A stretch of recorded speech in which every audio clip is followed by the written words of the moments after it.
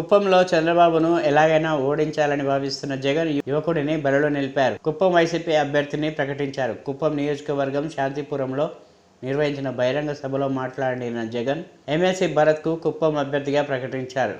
గత ఎన్నికల్లో భరత్ తండ్రి చంద్రమౌళి గెలవకపోయినప్పటికీ భరత్ను ఎమ్మెల్సీని చేసి కుప్పం నియోజకవర్గ ఇన్ఛార్జిగా నియమించారు జగన్.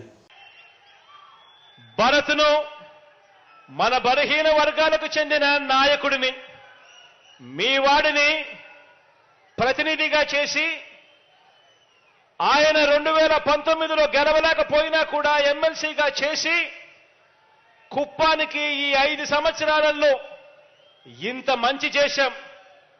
ఇదే భరత్ని, మీ వాడిని కుప్పం ఎమ్మెల్యేగా ఎన్నుకోండి. కుప్పం ఎమ్మెల్యేగా ఎన్నుకోండి. నా కేబినెట్ లో మంత్రిగా స్థానం ఇస్తాను. నా గుండెల్లో పెట్టుకుంటాను. తన ద్వారా కుప్పం నియోజకవర్గానికి మరింత అభివృద్ధి, మరింత సంక్షేమం చేయిస్తాను అని చెప్పి కూడా ఈ సందర్భంగా మాటిస్తున్నాను మీ అందరికీ.